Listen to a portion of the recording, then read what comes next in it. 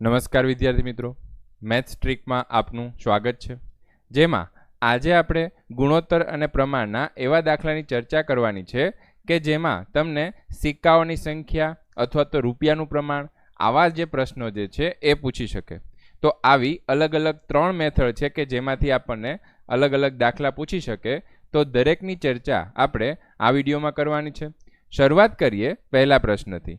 આપણને ક્વેશ્ચન આપ્યો છે કે બેગમાં 1 રૂપિયા 50 પૈસા અને 25 પૈસાના સિક્કાનું પ્રમાણ આપ્યું છે આપણને 2:5:7. જો બેગમાં સિક્કાની કુલ સંખ્યા, જો આમાં તો ખાલી આપણને સિક્કાની કુલ સંખ્યા જ આપી દીધી છે, તો આપણને શું કીધું છે તો કે 25 પૈસાના સિક્કાની સંખ્યા કેટલી. તો બેઝિક દાખલો છે ગુણોત્તર અને પ્રમાણના બેઝિક આપણે જે દાખલા ગણીએ છીએ એ રીતે પણ થઈ શકે.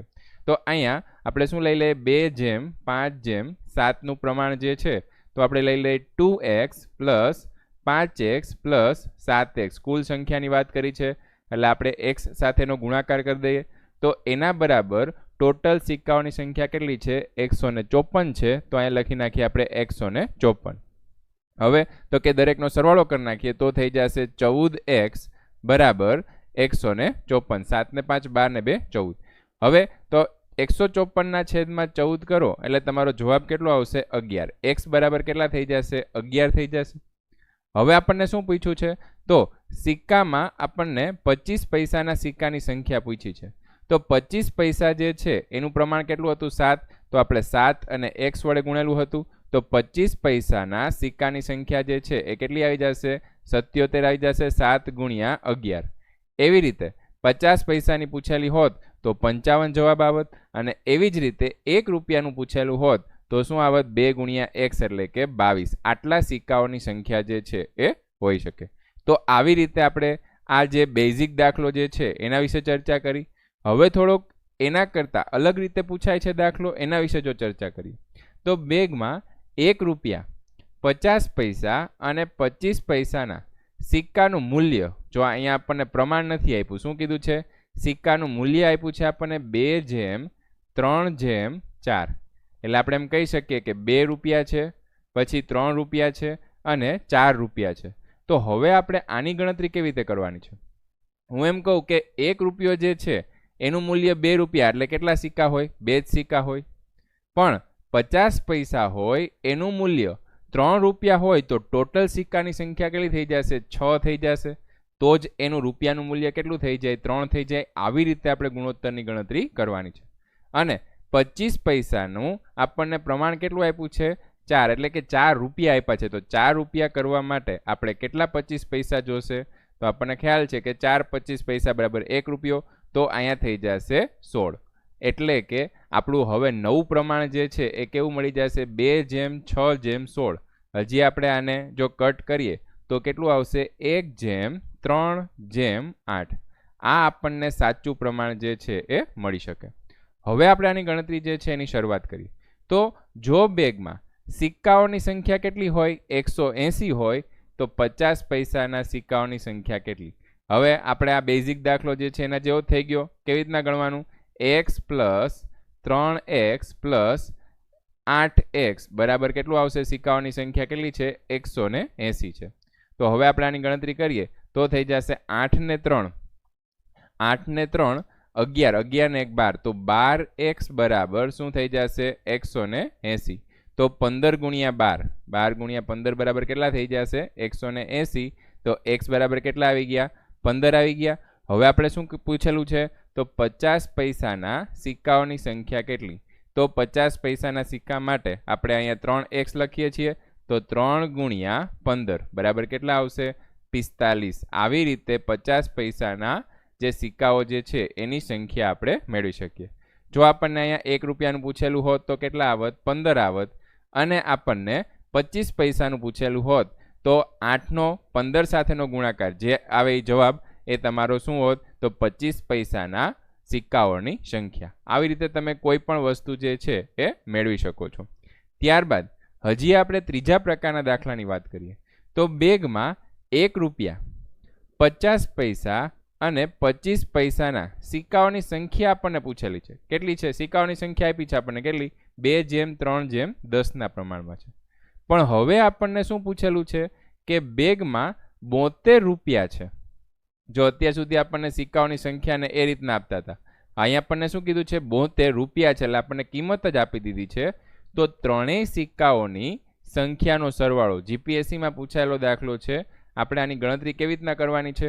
અહીંયા આપણને આપ્યું છે 2:3:10 પ્રમાણ. હવે તમે ખરેખર આની ગણતરી છે ને એ આ 50 પૈસાને 1 રૂપિયામાં ફેરવવા માટે કેટલા સિક્કા જોઈએ, 25 પૈસાને 1 રૂપિયામાં ફેરવવા માટે કેટલા સિક્કા જોઈએ, એવી રીતે પણ ગણતરી કરી શકો. પણ અહીંયા ગણતરી જે છે એ કેટલીક વખત અઘરી થઈ જાય, એટલે આપણે એની શોર્ટકટ મેથડ જોઈએ. શોર્ટકટ મેથડ શું આવશે? અહીંયા આપણે રૂપિયાનું પ્રમાણ લખી નાખવાનું. રૂપિયા 1 માટે અહીંયા આપણે 100 પૈસા કરી નાખીએ. પછી તો કે 50 પૈસા બધાને આપણે કેમાં પૈસામાં કન્વર્ટ કરી નાખીએ. પછી 50 પૈસા અને 25 પૈસા આ રીતે લખી નાખીએ. હવે ટોટલ આપણને કેટલા રૂપિયા આપ્યા છે? 72 રૂપિયા. એને જો આપણે પૈસામાં કન્વર્ટ કરીએ એટલે કેટલા થઈ જશે? 7200. હવે આપણે શું કરવાનું છે? આ બધાનો ગુણાકાર કરવાનો છે. એટલે 2નો 100 સાથે એટલે કેટલો થઈ જશે? 200x કરી નાખવાનું. પ્લસ 3નો 50 હારે એટલે કેટલો થઈ જશે? 150x થઈ જશે. અને 10નો 25 સાથે એટલે 250x બરાબર આપણને કેટલા આપ્યા છે? 7200. આટલા રૂપિયા છે. તો 7200 પૈસા એટલે 72 રૂપિયા થઈ જશે. હવે આપણે આ ત્રણનો સરવાળો કરી નાખીએ તો 200 + 150 + 250. તો 250 + 150 બરાબર થઈ જશે 400. અને આના પ્લસ 200 એટલે થઈ જશે 600 થઈ જશે. તો આના બરાબર સીધું લખી નાખીએ આપણે અહીંયા 600 બરાબર 7200. તો અહીંયા આપણે જો 600x આવશે તો x બરાબર કેટલા થઈ જશે? 7200 ભાગ્યા 600 એટલે તમારો જવાબ જે છે એ શું આવશે? અહીંયા 12 6 72. તો x બરાબર તમને શું મળી ગયું? અહીંયા 12 મળી ગયું. હવે તમને શું પૂછ્યું છે? તો ત્રણેય સિક્કાઓની સંખ્યાનો સરવાળો આપણને પૂછેલો છે. તો ત્રણેયની સિક્કા જે છે એની સંખ્યાનું પ્રમાણ કેટલું આપ્યું હતું આપણને? 2:3:10 આપેલું હતું. જો અહીંયા 200x અને 150x નથી લેવાનું, આપણને સિક્કાનું પ્રમાણ છે એ 2:3:10 પ્રમાણમાં આપ્યું છે. તો આપણે એનો જ ગુણાકાર લેવાનો છે. એટલે શું થઈ જશે? 2x + 3x. ત્રણેય સિક્કાની સંખ્યાનો સરવાળો પૂછ્યો છે એટલે આપણે 2x + 3x + 10x કરવાનું. તો ટોટલ કેટલા થઈ જશે? 15x થઈ જશે. 10 ને 3 13 અને 2 એટલે થઈ જશે 15x. તો 15નો ગુણાકાર કોની સાથે કરી નાખવાનો? 12 હારે કરી નાખવાનો. એટલે તમને સિક્કાની કુલ સંખ્યા અથવા તો સિક્કા જે છે એનો સરવાળો, ત્રણેય સિક્કાનો સરવાળો જે છે એ કેટલો મળશે? 15 10 150 અને 15 2 30. તો 180 આ સિક્કાની કુલ સંખ્યા તમને મળી શકે.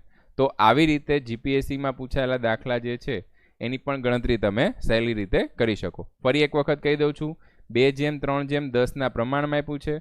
ટોટલ અહીંયા સિક્કા જે છે એમાં તમને 1 રૂપિયા 50 પૈસા અને 25 પૈસા બધાને લખવાનું કેવી રીતના છે? પૈસામાં જ લખવાનું છે. પૈસામાં લખી એનો ગુણાકાર કરી અને તમે આની કિંમત જે છે એ મેળવી શકો. હજી આપણે એક આના જેવો દાખલો જે છે એના વિશે જો ચર્ચા કરીએ તો બેગમાં 10 પૈસા 20 પૈસા અને 25 પૈસાના સિક્કાઓની સંખ્યા આપી છે. એના જેવો જ દાખલો છે. કેટલો આપ્યું છે? 3:6:8. 3:6:8. અને બેગમાં રૂપિયા કેટલા છે? ટોટલ 14 રૂપિયા છે. તો ફરી પાછું આપણે એવી રીતના કરીએ તો અહીંયા લખી નાખીએ આપણે 10 પૈસા 20 પૈસા અને 25 પૈસા. હવે શું કરવાનું છે? 3નો 10 સાથે ગુણાકાર કરવાનો એટલે થઈ જશે 30x વત્તા 6નો 2 સાથે ગુણાકાર એટલે થઈ જશે 120x. 6 2 12 એટલે 120 થઈ જશે. અને 8નો 25 સાથે ગુણાકાર એટલે તમારો જવાબ આવશે 200x. હવે તમને કેટલા રૂપિયા આપ્યા છે? 14 રૂપિયા આપ્યા છે. એટલે અહીં શું લખી નાખવાનું? 1400. તો હવે આપણે આની ગણતરી કરીએ તો 120 વત્તા 30 એટલે થઈ જશે 150 અને વત્તા 200 એટલે થઈ જશે 350x બરાબર 1400.